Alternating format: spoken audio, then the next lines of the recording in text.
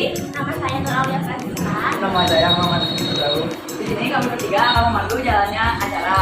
Nah, di balik layar ada Satrio yang berperan sebagai kameramen dan ada Sheila yang berperan sebagai editor. Di sini kami mau memperkenalkan kepada kalian tentang budaya Purwakarta. Salah satunya adalah museum ini. Jadi kita berada di Balai Panyawangan yang terletak di samping stasiun Purwakarta di depan Cafe Klavia. Boleh yang mau kesini juga di sini tuh di Purwakarta tuh bukan hanya ada museum, ada beberapa wisata yang bisa kalian datangi. Yang pertama ada Cirata, bendungan Cirata, terus ada Jatiluhur, ada alun-alun, ada situ bulet yang di sini, terus ada situ Wanayasa sama ada Gunung Parang yang biasanya kalau kalian suka adventure kalian bisa ke Purwakarta buat datang ke Gunung Parang. Ya, nah kita lihat di sini koleksi museum. Oke, jadi dari pintu masuk kita bisa lihat ada koleksi tentang ini berguru ke Siliwangi. Juga di sini ada prolognya Prabu Dewa Niskala.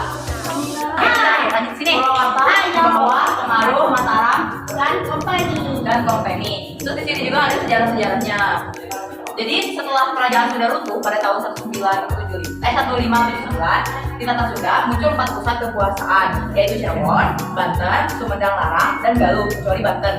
3 pusat kekuasaan lainnya satu persatu menjadi wilayah pengaruh Mataram. Terus wilayah Purwakarta merupakan bagian dari Sumedang Larang. Jadi dulu itu Purwakarta itu bergabung kepada wilayah Sumedang Larang. Oke, lanjut yuk, gaskan. Ada Raden Agung Gandara. Nah, ini peta wilayah Purwakarta dari masa ke masa dan surat pengangkatan Bupati Purwakarta.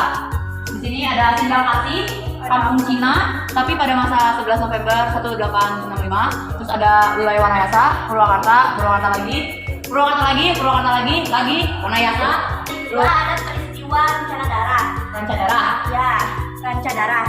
Orang-orang Cina Makau yang berada di negara Cina bersama rekan-rekannya dari wilayah sekitar Purwakarta kemudian sepakat untuk melakukan perlawanan terhadap pemerintah Hindia Belanda. Pada 8 dan 9 Mei 1832 mereka melakukan huru hara di Purwakarta yang meluas hingga ke Tanjung Pura. Nah, lanjut. Tanggal 10 Mei 1832 terjadi pertempuran hebat di sekitar Pasir Panjang ketika pasukan Belanda menghadang mereka yang sedang bergerak untuk menyerang Purwakarta. Sebagian besar Paraman Cina Makau terbunuh sehingga terjadilah genangan darah bagi Ranca atau Rawa. Daerah pertempuran berdarah itu kemudian dikenal dengan sebutan Ranca Darah. Nah, di sini ada koleksi saat peristiwa Ranca Darah ini sangat kacau ya. Kacau banget. Ada yang bawa celurit ya, harus jatuh. Banyak yang terbunuh di sini. Jadi Ranca Darah itu apa ya? Rawahnya darah gitu loh. Karena saking banyaknya darah dari orang-orang yang terbunuh kayak bagaikan genangan gitu. Jadi makanya dibilangnya Ranca atau Rawa. Nah, darah itu dari darah-darah para orang yang gugur di medan menjerak. Nah, ini ada peristiwa Nagasaki dibom oleh Amerika 9 Agustus 1945. Ini yang menyebabkan Jepang itu mengalah kepada sekutu ya guys ya. Jadi perang dunia kedua berakhir itu karena Jepang mengalah. Di sini ada Ibu Fatmawati, penjahit bendera pusaka pertama kali. Di sini ada lambang Garuda. Ya, terus lambang Kabupaten Purwakarta. Tower sebagai simbol kemajuan daerah, gedung Negara Cendana simbol perusahaan pemerintahan, dasar perisai atau tameng berduduk di rumah itu simbol keamanan, itu bulat simbol sejarah. Nah, ini bulat nih. Padi dan kapas simbol kesejahteraan masyarakat. Nah, di sini ada ngariung jeung urang lembur, gempungan. Jadi gempungan itu suatu kegiatan bersilaturahmi, menyapa rakyat dan dari satu desa ke desa lain, berkumpul bersama untuk memecahkan suatu masalah. Jadi kayak rapat gitulah ya. Banyak banget. Seru kayaknya. Bagus.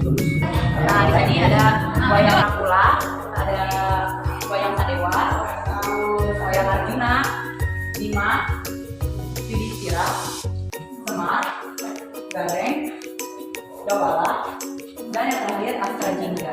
Jangan di sini kalian sama kabut. Jadi jelasin. Kalian sama kamu Pak Dedi. Tadi ada fotonya, masukin ya. Oke, jadi buat warga non Purwakarta bisa berkunjung ke Museum Balai Panyawangan yang ada di samping stasiun. Bukanya dari hari Senin sampai hari Jumat itu dari jam 9 sampai jam 3. Kalau Sabtu sama Minggu jam operasionalnya dari jam 9 sampai jam 1. Jadi jangan sampai ketinggalan ya.